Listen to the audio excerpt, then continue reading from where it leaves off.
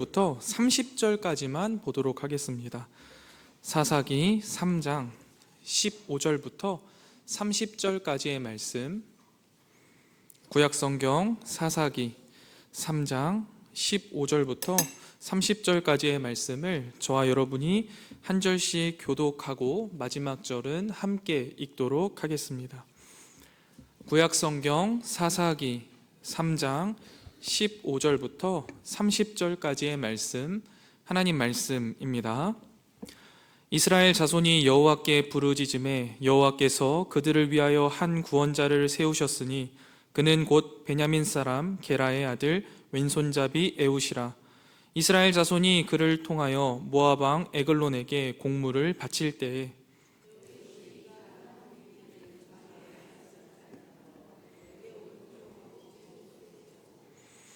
공물을 모압 왕 에글론에게 바쳤는데 에글론은 매우 비둔한 자였더라.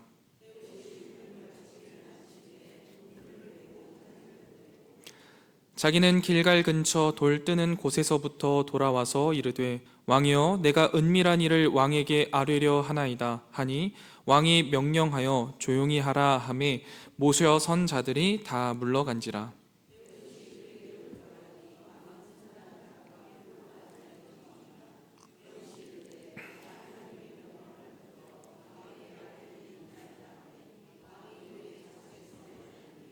에훗이 왼손을 뻗쳐 그의 오른쪽 허벅지 위에서 칼을 빼어 왕의 몸을 찌르매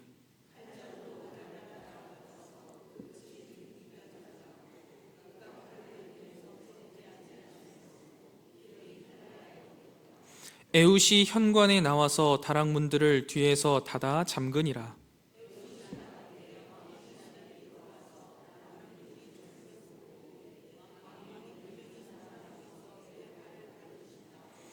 그들이 오래 기다려도 왕이 다락문들을 열지 아니하는지라.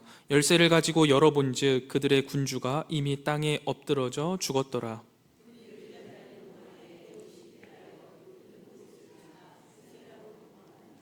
그가 이르러 에브라임 산지에서 나팔을 불매 이스라엘 자손이 산지에서 그를 따라 내려오니 에훗이 앞서 가며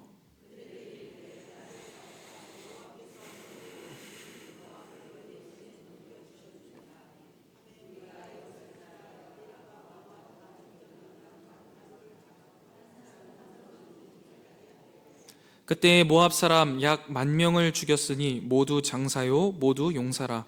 한 사람도 도망하지 못하였더라. 그날에 모압이 이스라엘 수하에 굴복하매 그 땅이 80년 동안 평온하였더라. 아멘.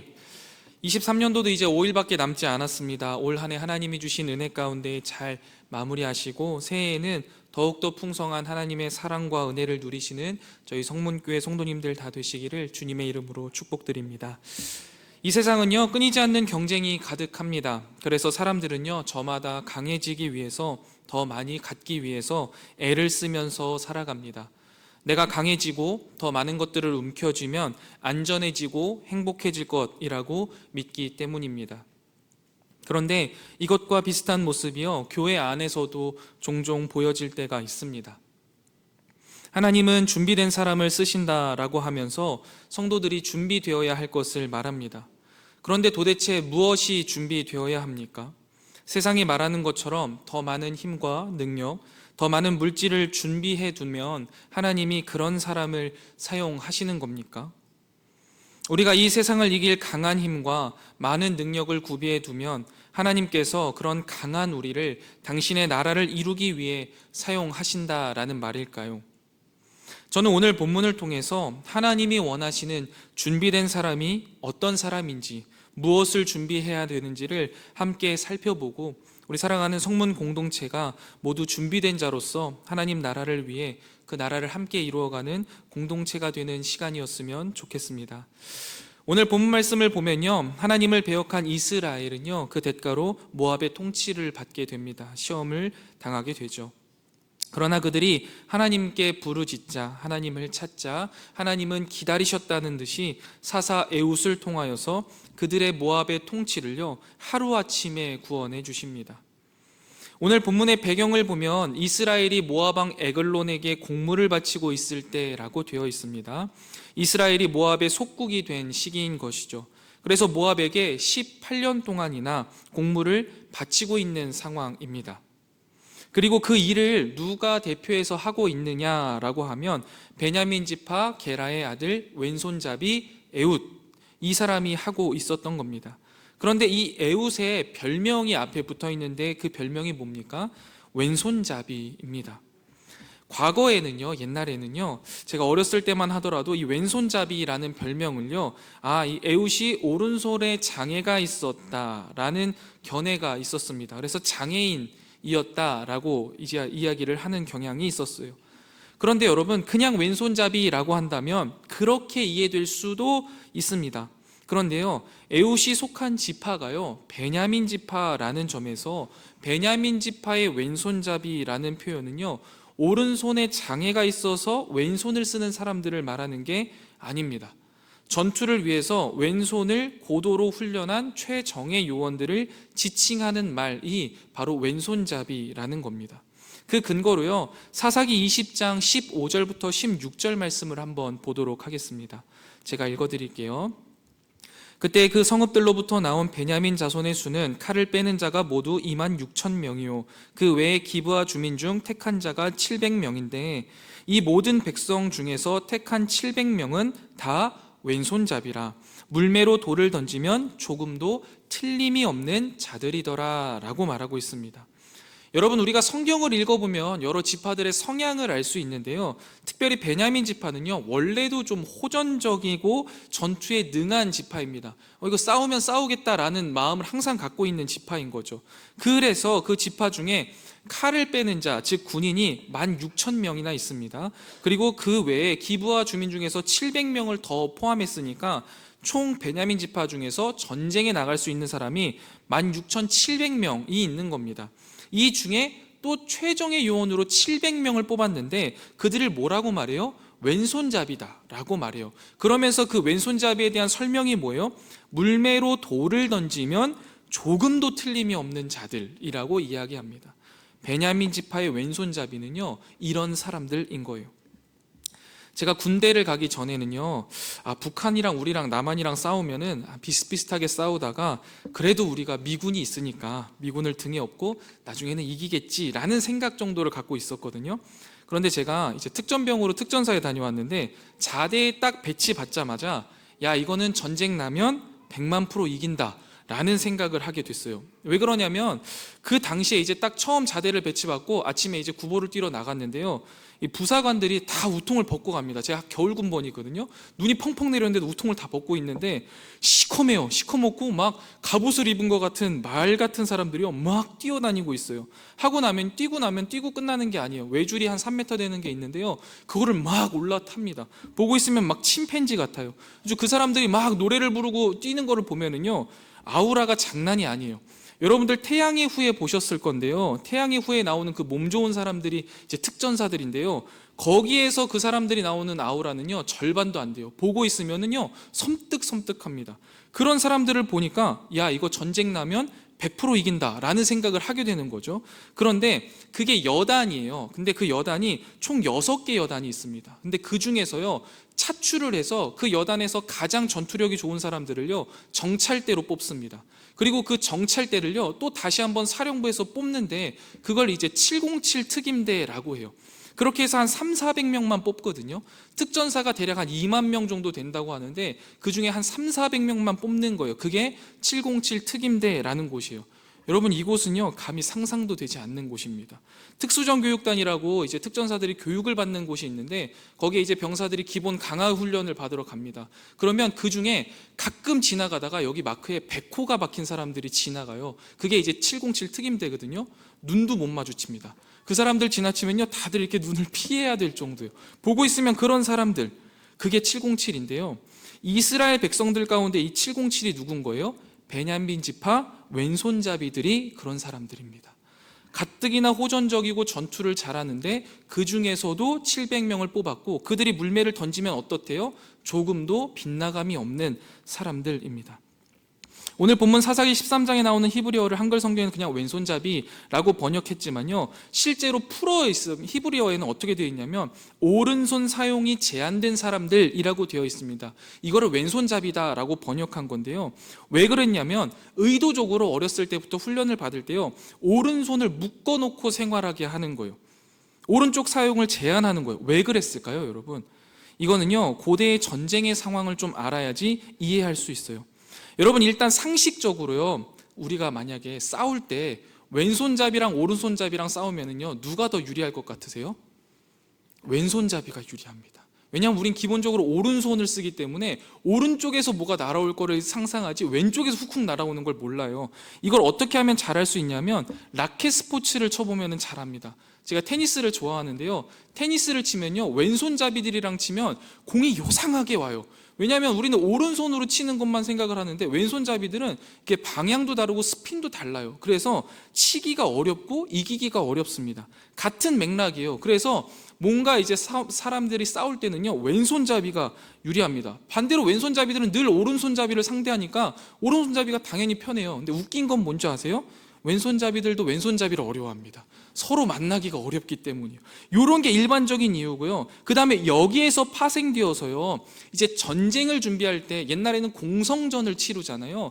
그래서 이 성을 지키고 성에서 나가서 싸울 때 사람들이 어떻게 이 성을 만드냐면요, 고대에는 많은 사람들이 오른손잡이이기 때문에 성문을 만들 때에 오른손잡이들이 방어가 유리하도록 나가서 바로 싸울 수 있도록 성문에 들어서면 오른쪽으로 회전해서 들어가게 되어 있어요. 여러분, 한번 달리기를 한다고 생각해 보세요. 여러분이 달리기 할 때 어떻게 뛰어요? 이렇게 오른쪽으로 돕니다. 그게 편해요. 반대로 뛰는 건 되게 불편하단 말이에요. 그래서 성을 방어할 때는 오른손잡이들이 칼을 들고 성으로 뛰쳐나가면서 바로 칼을 쓰면서 공격해서 나갈 수 있게 성문을 이렇게 지어놨어요. 예루살렘 성전도 마찬가지로 지어 있다라고 합니다. 그런데 여러분, 반대의 입장에서 생각해 보세요. 공격하는 입장에서는 어때요? 오른손에 칼을 들고 있는데 성으로 들어가려면 오른쪽에 벽이 있으니까 이게 걸리는 겁니다. 그래서 바로바로 칼질을 하기가 어려워요. 공격을 하기가 어려워요. 그러면 어떻게 하면 될까요? 왼손을 쓰면 돼요. 그래서 왼손잡이들을 만들어내는 거예요. 특수 요원으로 이 전투에서 능하게 빠르게 해결하고 효과적으로 싸우기 위해 왼손잡이를 만들어내는 겁니다. 그래서 이 베냐민 지파의 왼손잡이들은요, 조금 더 공격적인 전투에 적합하도록 교육받은 707 특임대와 같은 사람들이라고 생각하면 이해가 쉽습니다. 자, 이러한 이유로 인해서 사사 에웃은 베냐민 지파 왼손잡이, 즉 고도로 숙달된 전투 병기인 사람인 거예요. 이것을 결정적으로 뒷받침하는 증거가 하나 더 있습니다. 그게 뭐예요? 바로 오늘의 사건입니다. 에웃은요, 아마도 모압왕 에글론을 죽이라는 하나님의 음성을 이미 들었던 것 같아요. 그래서 그는 그동안 자신이 배웠던 수많은 전투 방법들을 총동원하고 또 이스라엘 백성들을 뒤에다가 숨겨놓고 매복해놓고 같이 전투에 들어가잖아요. 그런데 그가 이제 전투를 할 때 어떻게 했냐면 길이가 한 규빗, 그러니까 이게 한 규빗 정도 되거든요. 한 45cm 정도 되는 양날검을 오른쪽 허벅지 옷 속에 차고 있었습니다. 여러분, 이거 되게 굉장히 영리한 일이에요. 오른손잡이들은 칼을 어디에 찹니까? 한번 생각해 보실래요? 보통 전쟁 영화 같은 거 보면 어떻게 해요? 왼쪽에다 찹니다. 그래서 이렇게 꺼내죠. 그러니까 이제 사람들이 확인할 때 이 바깥쪽을 이렇게 더듬으면서 아, 칼이 있나 없나 확인하고 들여보낸단 말이에요. 근데 이 사람은 오른쪽 안쪽에다가 차둔 거예요. 그러니까 그냥 검사를 해도 쓱 지나가게 되는 거죠. 그리고 나서 그가 에글론에게 왕이시여, 은밀한 일을 중요하게 말씀드릴 게 있습니다 하니까 왕들이 다 물러가게 합니다. 그러면서 이제 왕에게 딱 처음에 하는 말이 뭐예요? 하나님의 명령을 받들어 왕에게 아뢰 일이 있다라고 말합니다. 이게 무슨 말이냐면요, 에글론은 하나님을 믿는 사람이 아니잖아요. 근데 하나님의 음성을 가지고 왔다라는 거예요. 그러니까 이 에글론이 이상해서 자리에서 툭 일어납니다. 그러니까 그때 삽시간에 이 에웃이 오른쪽에 있던 칼을 왼손으로 뽑아서 그에게 찔러 넣습니다. 근데 그 찔른 게 어디까지 들어가요? 칼자루가 그의 몸까지 들어가서 칼 등을 뚫고 지나갔다라고 표현하고 있어요. 여러분, 우리 몸통은요, 이렇게 만지면 부드러운 것 같지만요, 실제로 그 안에 뭐가 있어요? 뼈가 있습니다. 그리고 여러 장기들이 있어요. 그래가지고 이 칼을 찔러 넣어서 이게 등까지 간다는 건요, 이거 상상하기가 어려운 일이에요. 불가능하다는 거죠. 여러분들 캠프 가셔서 삼겹살 썰어 보셨잖아요. 삼겹살 한 번에 쑥쑥 썰립니까? 안 썰려요. 몇 번을 썰어야 썰린단 말이에요. 근데 에글론은 어떤 사람이었대요? 비둔한 사람이었어요. 저보다 더 뚱뚱한 거예요. 이 사람을 찔러서 한 번에 거기까지 쑤셔 넣는다? 이거는요, 매우 매우 훈련된 사람이라는 것을 알 수 있는 겁니다. 그 몸도 이렇게 두꺼운데 뼈를 피해서 그 장기를 다 뚫는 힘으로 한 번에 쑤셔 넣었다라는 것은요, 굉장한 훈련을 받은 사람이 아니고서는 불가능하다라는 거죠. 더군다나 만약에 우리가 기존에 이해했던 대로 장애를 가진 사람이라면 이게 가능이나 하겠습니까? 불가능한 거예요. 이렇듯 성경과 고대 문화 배경을 통해서 이해할 수 있는 베냐민 지파 왼손잡이 사사 에웃은요, 어린 시절부터 하나님 나라를 쟁취하기 위해 혹독한 훈련을 통해 만들어진 최정의 특수 요원이라고 볼 수 있겠습니다. 그런데 여러분, 이것을 전제하고요, 오늘 스토리에 나오는 에웃을 보면요, 에웃이 참 불쌍하게 느껴지는 부분이 있습니다. 그게 뭐냐면요, 그가 18년이라는 시간 동안 얼마나 많은 수치와 고난을 감내해야 했는지를 우리가 생각해 볼 때입니다. 에웃이 모압 왕 에글론을 죽이고 이스라엘의 독립과 평화를 쟁취한 용맹스러운 사사가 되는 것은요, 18년 후에 단 하루 일이었습니다. 그 전까지 18년 동안은요, 수많은 수치와 고난을 겪어야만 했습니다. 에웃뿐만 아니라 이스라엘도 그런 거죠. 어린 시절부터 베냐민 지파에서 왼손잡이로 훈련받은 최정예 용사였지만 자신의 존재 목적을 발견하기 전까지는 그는 그렇게 훈련받은 손으로요, 한동안 18년 동안 모압 왕 에글론에게 조공을 바쳐야만 했습니다. 에글론 왕이 그를 독대할 수 있을 정도로 그는 에글론 왕의 신임을 얻기 위하여서 그가 할 수 있는 수많은 일들을 에글론을 위해서 해야만 했었던 것이죠. 그가 어떤 마음가짐으로 무엇을 어떻게 했는지는 기록이 없기 때문에 우리는 알 수 없지만 그의 손에 움켜진 한 규빗의 칼이 에글론의 몸통을 꿰뚫기 전까지 그의 고도로 훈련된 왼손은요, 부끄러운 손이었을 겁니다. 여러분, 에웃은요, 하나님 나라와 자신의 민족을 위해서 최선을 다해 훈련받았습니다. 내가 힘을 길러서 이 힘을 가지고 더 강해져서 내 나라를 지키리라, 이스라엘이 온 세상에 우뚝 서게 하리라, 하나님의 뜻을 이루리라 하는 마음으로 정말 최선을 다해서 훈련을 받았을 겁니다. 그런데 그런 훈련을 받았음에도 불구하고 그가 정작 18년간 해야 할 일은 무엇입니까? 적국의 수장에게 공물을 바치는 것이었습니다. 그가 마음만 먹었다면 에글론을 죽이는 일쯤이 아무런 문제도 되지 않았을 겁니다. 언제 어디서든지 죽일 수 있었을 거예요. 오늘 본문 16절을 보시면요, 그가 칼을 오른쪽 허벅지 옷 속에 차고라는 표현이 있는데요, 이 차고라는 동사가 바브 미완령 동사입니다. 이 형태는 뭐냐면요, 과거와 현재와 미래까지 그 행위가 완료되지 않은 상태예요. 즉 계속해서 준비를 해두고 있었던 거예요. 에글론을 대할 때마다 그의 오른쪽 다리 안쪽에는 뭐가 있었던 거예요? 늘 칼이 있었던 거예요. 언제든 기회만 되면 이 사람을 죽여야겠다라는 생각을 가지고 있었던 거죠. 그를 죽이는 날까지 매일같이 허벅지 안쪽에 칼을 차고 다니면서 하나님의 명령을 기다렸던 거예요. 에글론의 환심을 사기 위해서 하나님 나라를 위해 훈련받은 송을 부끄럽지만 사용해야 했던 거예요. 그 기간 동안 그는요, 왜 내가 이렇게 살아야 하는지 이해되지 않았을 겁니다. 부끄러운 손을 감추고 싶었을 거예요. 그런데 하나님은요, 18년이나 그를 그렇게 사용하셨습니다. 18년이나 이스라엘 백성들이요, 그 모압의 지배를 겪게 하셨어요. 그리고 나서 단 하루아침에 그들을 구원해 주셨습니다. 자, 여러분, 이것을 통하여서 하나님은 도대체 무엇을 말하고 싶으신 걸까요?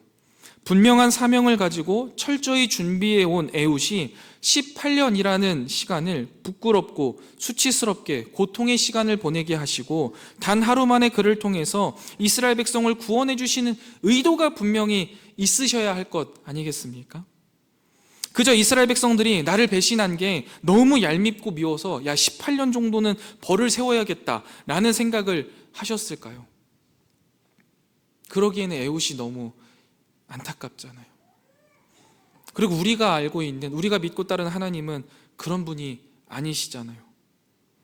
여러분, 하나님께서 이렇게 행하신 의도는 하나님의 궁극적인 관심사가 무엇인지를 알려주시기 위해서입니다. 우리의 입장에서는요, 좀 납득이 어려울 수 있겠지만 한번 곰곰이 생각해 보세요. 하나님은 사실 이 세상에서 누가 권력을 가지고 있느냐에는요, 별 관심이 없으십니다. 그 당시 이스라엘에게는요, 모압이 권력을 가지고 있다라는 것이 매우 중요한 일이었겠죠. 왜냐하면 자신들을 고통스럽게 하니까요. 그런데 전지전능하신 하나님의 입장에서는 어떻습니까? 아무런 의미가 없는 거예요.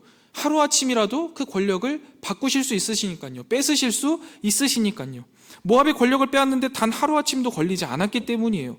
그리고 하나님의 백성이, 에훗이 하나님의 나라의 일을 위해서 얼마나 잘 준비되어 있는지도 하나님의 궁극적인 관심사는 아니라는 거예요. 만약에 잘 준비되는 게 하나님의 궁극적인 관심사라고 한다면 한 1년이라도 더 젊었을 때 에훗이 준비되자마자 정말 날아다닐 때에 그래 가서 에글론 죽여라 하는 게 하나님의 뜻 아니었겠습니까? 근데 그렇게 하지 않으셨어요. 18년이라는 시간 동안을 그에게 에글론에게 공물을 바치게 하셨다라는 거죠. 그렇다면 도대체 하나님은 무엇에 관심이 있으셔서 어떤 목적을 가지고 18년이라는 긴 시간 동안 잠잠히 기다리셨을까요? 이것은 지난번 우리가 함께 나눈 말씀에서 답을 찾을 수 있는데요. 사사기 3장 1절부터 3절 말씀입니다. 우리 뒤에 나올 텐데요. 함께 한 목소리로 읽어보도록 하겠습니다. 시작. 여호와께서 가나안에 이스라엘 자손의 세대 중에 아직 전쟁을 알지 못하는 자들에게 그것을 가르쳐 알게 하려 하사 남겨두신 이방 민족들은 블레셋의 5 군주들과 모든 가나안 족속과 시돈 족속과 바알 헤르몬 산에서부터 하맛 입구까지 레바논 산에 거주하는 히위 족속이라. 아멘.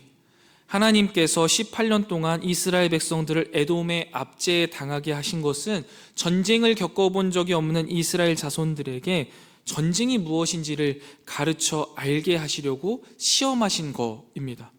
지난번에 말씀드렸다시피 이 시험은 무슨 목적이 있는 거예요? 시험을 받는 대상이 무엇인가를 알고 있는지를 확인하고 그것을 모른다면 알 수 있도록 성장시키시고 성숙시키시는데 그 목적이 있다라고 말씀드렸어요. 그렇다면 하나님은 이 18년이라는 시간을 통해서 궁극적으로 이루시고 싶으신 게 뭐예요? 결국 이스라엘의 성장과 성숙이고요, 에훗의 성장과 성숙이라는 것이죠. 무엇에 대한 성장과 성숙이에요? 바로 하나님의 마음을 알게 되는 성장과 성숙이에요. 여러분, 하나님의 궁극적인 관심사는 그럼 무엇입니까? 이스라엘 백성들인 거예요. 에훗인 거예요. 하나님은 이스라엘 백성과 에훗에게 가장 큰 관심을 가지고 계셨던 거지 모압이 어떻든 에글론이 어떻든과는 전혀 관계가 없는 거예요. 그리고 이스라엘이 뭐가 준비가 됐는지, 에훗이 뭐가 준비가 됐는지가 아니에요. 그저 이스라엘과 에훗이 하나님의 사랑을 깨닫고 하나님의 자녀로서 서는 것이 궁극적인 목적이라는 거예요.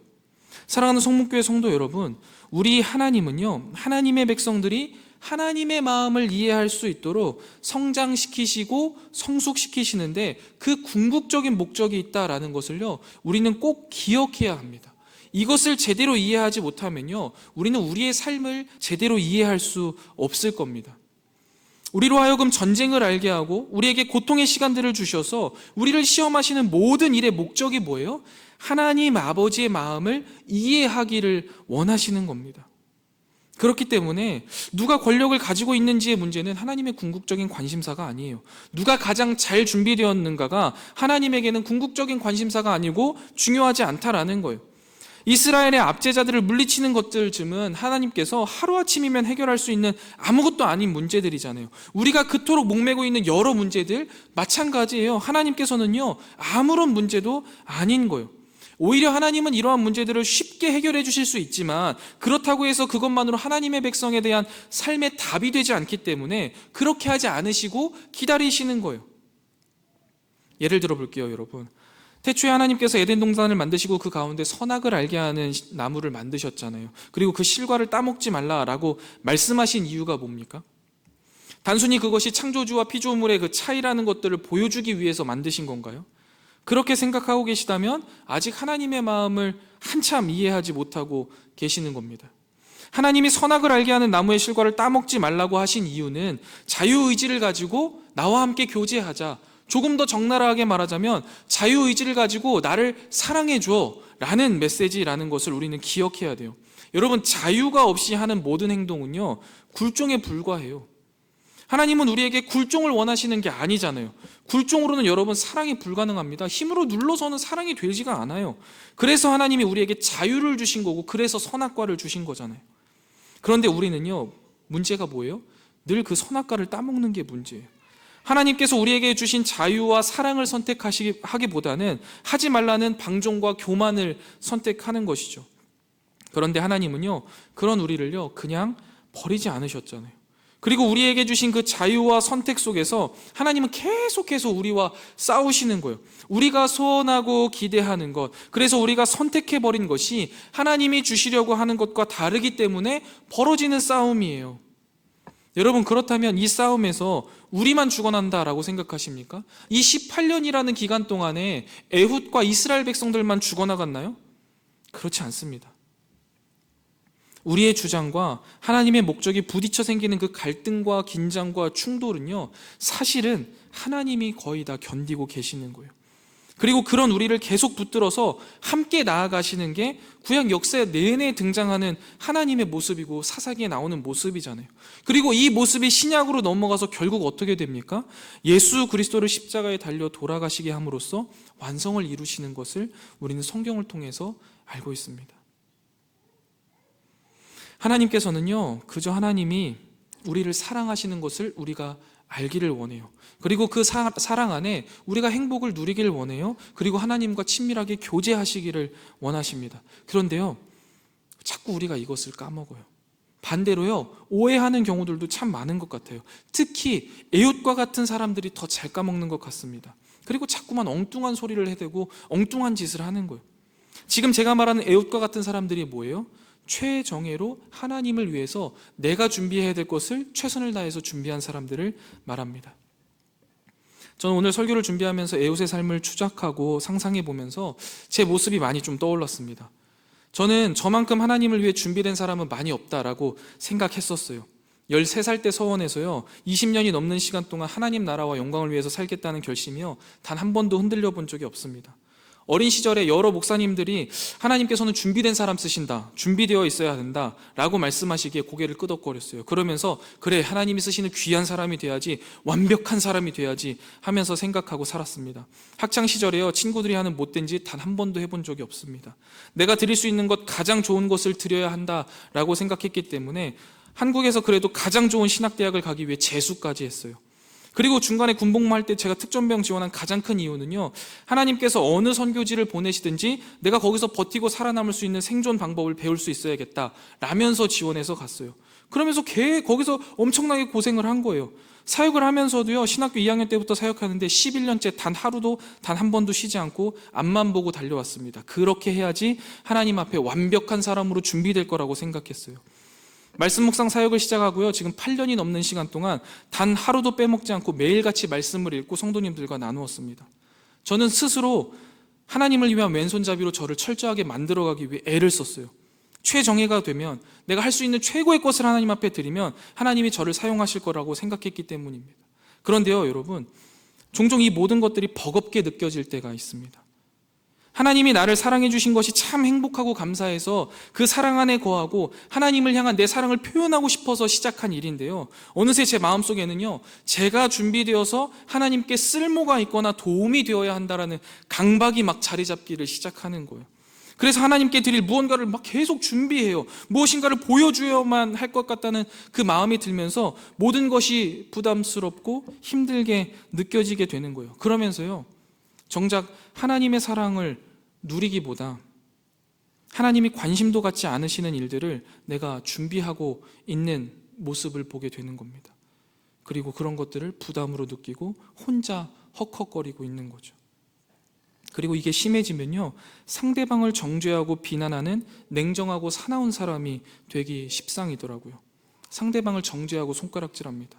그딴 식으로 사역하면 안 되지, 그렇게 해서 어떻게 되겠어? 그 정도 결단과 각오로 되겠어? 이런 생각이 마음속에 막 드는 거예요. 그런데 스스로가 생각할 때는 저는 하나님을 위한 왼손잡이가 되고 싶었지만요, 하나님이 원하시는 거는요, 제가 왼손잡이가 되는 게 아니었습니다. 하나님이 제게 원하시는 것은, 하나님이 우리에게 원하시는 것은요, 대단한 능력과 커리어를 준비하는 사람이 아니라는 거예요. 하나님이 원하시는 것은요, 단 한 가지예요. 우리가 하나님의 사랑을 깨닫고 그 사랑 안에서 기뻐하는 것을 원하신다라는 사실을요, 저는 놓치고 살아갈 때가 있었던 겁니다. 사랑하는 성문교회 성도 여러분, 하나님은요, 우리가 하나님께 얼마나 쓸모 있는 존재인지, 우리가 무엇을 얼마나 준비했는지에 대해서는요, 전혀 관심이 없으시다라는 사실을 깨달으시기를 축원드립니다. 이것을 깨닫게 되는 순간요, 우리의 마음속 강박과 불안이 사라지게 될 거예요. 여러분 한번 곰곰이 생각해 보세요. 하나님께서 우리가 당신께 쓸모가 있거나 도움이 되기를 바라셔서 우리를 창조하셨습니까? 아니잖아요. 사랑의 하나님이요, 사랑하고 싶으셨던 거예요. 그래서 하나님의 형상으로 우리를 만드셨고, 그 가운데 하나님이 스스로 우리의 아버지가 되어주시고 우리의 하나님이 되길 원하셔서 우리를 창조하시고 그의 사랑을 주시면서 우리에게 삶을 허락하셨습니다. 그런 하나님이 우리에게 다른 것을 원하시지 않는다고요. 하나님의 나라를 위해 준비된 사람이 된다라는 것은요, 다른 것을 준비하는 게 아니에요. 하나님이 다른 것에 관심이 있지 않으시다라는 것을 분명히 알아야 돼요. 오직 우리에게만 관심이 있으시고요, 우리가 그 하나님의 사랑을 깨닫고 그 사랑을 누리는 것에만 관심이 있으시다라는 사실을요, 기억하시기 바랍니다. 그래서 그 사랑을 깨닫고 누리는 것이 우리가 해야 할 준비라는 사실을 기억하시고요, 그 사랑 안에 기쁨을 누리시는 저와 여러분들 되시기를 축원합니다. 여러분, 그렇게 하나님의 사랑을 깨닫고요, 누리게 되면요, 그때 비로소 순종하게 되는 거예요. 우리가 순종할 때요, 하나님은 그리고 그 가운데 승리를 주세요. 저는 여기에서 두 가지를 우리가 꼭 기억해야 한다라고 생각합니다. 첫 번째, 제일 중요한 건요, 하나님의 사랑을 깨닫고 누리게 되면 순종하게 된다라는 거예요. 함께 따라해 볼까요? 사랑이 먼저다. 여러분, 사랑이 먼저예요. 하나님의 사랑을 깨닫고 누리는 게 먼저예요. 그게 우선이에요. 하나님의 사랑을 깨닫고 누리지 못하는 사람들이요, 순종을 하게 되고요, 하나님의 사랑을 깨닫고 누리지 못하는 사람들이 사역을 하게 되면은요, 이게 망가지는 거예요. 스스로가 계속 깊은 어둠 속에 빠져가지고 허덕이게 되는 거예요. 순서를 바꿔야 됩니다. 하나님의 사랑을 깨닫고 누리면 자연스럽게 순종하게 되는 거예요. 하나님의 사랑을 어떻게 깨닫고 누릴 수 있습니까? 말씀을 통해서죠. 하나님이 나를 얼마나 사랑하시는지를 절절히 써주신 그 성경을 읽어야지만 하나님의 사랑을 우리는 깨달을 수 있어요. 기도를 통해서 하나님이 나를 얼마나 사랑하시는지를 깨달아야 되고요, 그 기도를 통해 성령 하나님이 우리 마음속에 하나님의 사랑이 충만하게 해주셔야지만 우리는 그 사랑을 느끼고 누릴 수 있습니다. 여러분, 한국교회가 시간이 갈수록 순종의 모습이 사라지는 것, 이거는요, 순종의 모습이 사라지는 게 아니라요, 하나님의 사랑을 제대로 깨닫지 못해서 일어나는 일인 겁니다. 하나님의 사랑을 깨닫는 일이 먼저입니다. 그래서 사랑하는 성문교회 성도 여러분, 24년도에는요, 이 하나님의 사랑을 충만히 누리고 깨닫게 되는 여러분들 되시기를 축원드립니다. 두 번째로요, 오늘 본문 속 에웃의 모습을 통해서 우리가 분명히 알아야 할 것은요, 우리가 해야 할 순종이라는 것은요, 내가 가진 것을 드리는 싸움이 아니라는 것을 분명히 알아야 돼요. 내가 가지고 있는 무엇인가를 드리는 게 아니에요. 에웃은요, 자신이 가지고 있었던 것을 하나님 앞에 드린 게 아니에요.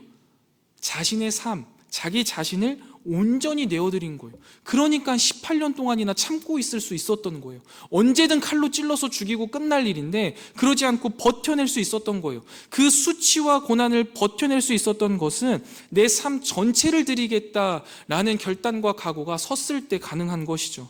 그가 최종의 요원으로 훈련받고 언제든 에그론을 죽일 수 있는 능력이 있었지만, 자신의 다리 안쪽에 늘 칼을 차고 다니면서 언제든지 죽일 기회를 노리고 있었지만, 자신의 뜻대로 하지 않고 하나님의 때를 기다리며 18년이나 세상적으로 볼 때 수치스럽고 부끄러운 고통 속에 살았던 것은요, 자신의 삶을 드렸던 에웃의 고백이 있는 겁니다. 여러분, 순종이라는 것은요, 나를 드리는 싸움이에요. 그저 내 삶의 일부를 떼어들거나 내가 가지고 있는 일부를 드리는 게 아니라는 거예요. 나의 삶 전체를 드리는 싸움이 순종입니다. 형통하여서 남보다 우월한 형편에 있을 때 내가 가진 것 중에 일부를 하나님 앞에 드린다? 이건 신앙이 아니에요. 내가 가지고 있는 것들 중에 일부를 드리는 게 순종이 아니라는 거예요. 지금은 안 되고 나중에 되는 것도 순종이 아니에요. 에웃은요, 하나님 나라를 위해서 이미 철저히 준비되었지만 18년이라는 긴 세월 속에서 자기 자신을 그대로 주님 앞에 드렸음을 우리는 기억해야 합니다. 신앙생활에서 우리의 자랑은요, 하나님의 자녀로서 우리에게 주어진 이 현실의 조건을 감수하는 데 있습니다. 그 억울한 자리와 조건 속에서도 나는 하나님의 자녀로 산다 하면서 우리의 인생을 하나님 앞에 내어드리고 하나님 한 분 의지하여서 하나님의 사랑을 누리며 감수하는 것, 그것이 신앙이고 순종인 거예요. 그리고 그렇게 살아낼 때 어떻게 하세요? 하나님은 분명히 우리에게 승리를 주시겠다 약속하신 거죠. 우리가 신앙의 길을 잃는 것은요, 우리의 형편 때문이 아닙니다. 보이는 것에 붙잡혀 사느라, 에글론을 처치하는 데 붙잡혀 사느라 길을 잃고 헤매기 때문입니다. 하나님의 사랑을 깨닫고 충분히 누리게 되면요, 현실의 형편은요, 우리를 좌지우지하지 못합니다. 하나님의 사랑을 깨닫고 누리시며 현실의 문제들을 감수하는 순종의 삶, 그래서 승리를 맛보는 저와 여러분들이 되시기를 축원드립니다. 말씀을 정리하겠습니다. 오늘 본문 28절 우리 함께 읽어보도록 하겠습니다. 사사기 3장 28절입니다. 함께 읽겠습니다. 시작. 그들에게 이르되 나를 따르라. 여호와께서 너희의 원수들인 모압을 너희 손에 넘겨주셨느니라 하매 무리가 에웃을 따라 내려가 모압 맞은편 요단강 나루를 장악하여 한 사람도 건너지 못하게 하였고. 아멘. 오늘 본문 28절을 보면요, 하나님의 사랑을 깨닫고 순종하는 에웃의 고백이 등장합니다. 뭐라고 고백합니까? 하나님께서 원수들인 모압을 너희 손에 넘겨주셨다라고 말해요. 사랑하는 성문교회 성도 여러분, 승리는요 우리의 것입니다. 왜냐하면 여호와께서 우리의 원수를 우리 손에 넘겨주셨기 때문입니다. 이것은 이미 예수 그리스도의 십자가 사건에서 우리에게 입증되었습니다. 그렇기 때문에 우리가 해야 할 건 뭐예요? 하나님 앞에 준비된 자들로 서면 됩니다. 그 준비는 무엇입니까? 다른 게 아니에요. 하나님이 우리를 사랑하시는 것을요 마음속 깊이 깨닫는 거예요. 그리고 그 사랑을 누리는 자들이 되는 거예요. 그걸 준비하면요, 하나님의 사랑을 깊이 깨닫고 그 사랑을 누릴 때 비로소 우리의 삶에 뭐가 가능한 거예요? 순종이 가능해집니다. 나의 삶 전체를 하나님 앞에 내어드리는 순종이 가능하게 됩니다. 그리고 그 순종의 삶의 끝에는 하나님이 무엇을 약속하십니까? 승리를 약속하시는 거예요. 여러분, 이 사실을 믿으며 하나님의 사랑을 깨닫고 누리는 준비된 자로서 하나님이 주시는 사랑과 승리를 누려가는 저와 여러분들 다 되시기를 주님의 이름으로 간절히 축원드립니다. 우리 이 시간 우리에겐